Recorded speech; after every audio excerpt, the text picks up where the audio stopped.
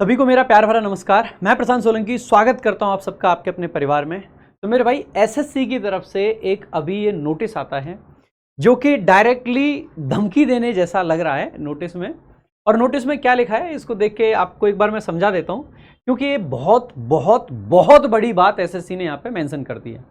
SSC का कहना है ये सब्जेक्ट ये है कि वार्निंग अगेंस्ट डिस्कशन और analysis of question papers of SSC examinations under the public examination prevention of unfair means act 2024। ये एक एक्ट आया है 2024 का, ये एक्ट है जो कि बताया गया, जिसके अंतर्गत एसएससी ने कहा क्या है कि it has come to the notice of the commission, कि कमीशन को रिसेंटली ये पता चला है that certain individuals discuss, analyze और circulate the contents of question papers of ongoing held examinations conducted by the SSC staff selection commission on social media. अब देखो, ongoing slash held, ये वाली बात है ना, अगर यहाँ तक ये सिर्फ इतने तक लिमिटेड होता कि बात सिर्फ और सिर्फ ऑनगोइंग एग्जाम्स की चल रही है तो वहाँ तक कोई दिक्कत नहीं रहती कि भाई जो एग्ज़ाम अभी चल रहा है उसके पेपर को ना तो हमें शेयर करना चाहिए ना ही हमें इधर उधर फैलाना चाहिए। लेकिन बात ऑनगोइंग तक लिमिटेड है ही नहीं ना। इन्होंने कहा है ऑनगोइंग स्लैश हेल्ड, यानी कि जो ऑनगोइंग है वो भी और जो हो चुके हैं पेपर वो भी। और ऐसा करने पे एसएससी ने कहा है कि ये इलीगल है और अब आप ऐसा नहीं कर सकते। जैसे अब तक आपने देखा था एनालिसिस भी काफ़ी हद तक बैन हो गया था, और जैसे पेपर हुआ और पेपर में जो भी लोग एनालिसिस करते थे और उन पे एक्शन लिया जाना चाहिए था। हालांकि अब तक किसी ऐसे नोन पर्सन पे एक्शन हुआ नहीं है, लेकिन एसएससी ने नोटिस पहले डाल दिया था।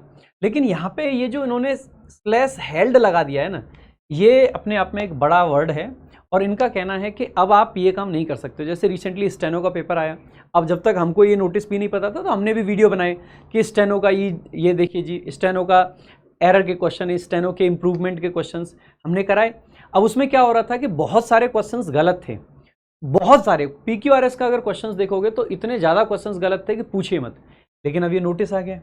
अब अगर एसएससी की जैसे आंसर की आती है, मान लो सिलेक्शन पोस्ट की आंसर की में बहुत सारे क्वेश्चंस गलत होंगे जो कि बच्चों के रिव्यूज़ थे।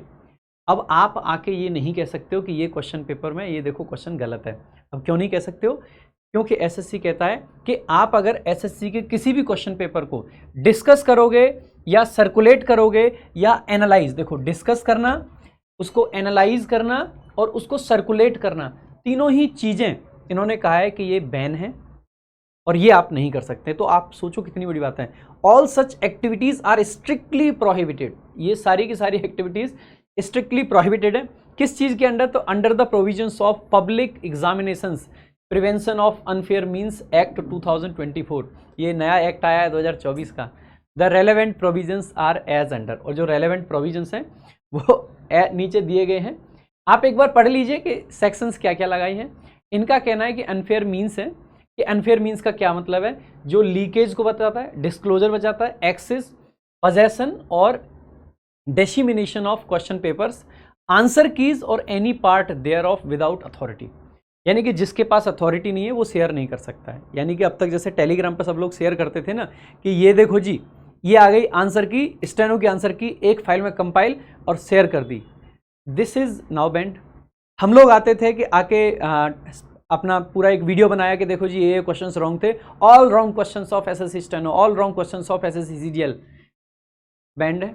ठीक है, क्योंकि इनका कहना है कि आप ना तो कुछ भी नहीं कर सकते हो। आंसर कीज को भी इन्होंने शेयर करने पे बैन लगाया है।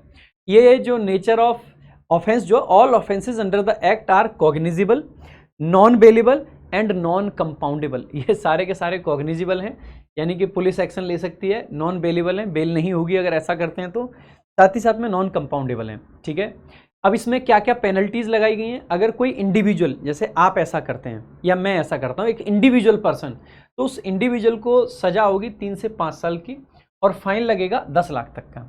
अगर कोई सर्विस प्रोवाइडर है या इंस्टीट्यूट है, इंस्टीट्यूशंस को स्पेशली मेंशन किया है, जैसे रैंकर्स गुरुकुल या कोई भी कंपनी, ठीक है, अगर ये करते हैं तो फाइन अप टू 1 करोड़, यानी कि फाइन 1 करोड़ तक का है। Disqualification from the future examination, future examination से हटा देंगे। साथ ही साथ में रिकवरी ऑफ कॉस्ट, यानी कि जो कॉस्ट है उसकी भी रिकवरी ये करेंगे किसी तरीके से। अगर इसी को ऑर्गेनाइज्ड क्राइम माना जाए कि भैया आप ऑर्गेनाइज्ड तरीके से चीज़ों को शेयर कर रहे हैं, तो इनका कहना है कि imprisonment up to 5 to 10 years, 5 से 10 साल की सज़ा और जो फाइन है नॉट लेस देन 1 करोड़, यानी कि अब आपका जो वेंडर है वो गलत क्वेश्चन पूछता है, सही क्वेश्चन पूछता है, इट डज नॉट मैटर। अब आप आके यूट्यूब पे, टेलीग्राम पे, इंस्टाग्राम पे कहीं और ये नहीं कह सकते कि ये क्वेश्चन गलत था और ये क्वेश्चन सही था। आप you can not discuss the questions, ठीक है, अगर इसकी हम लैंग्वेज पे जाते हैं तो।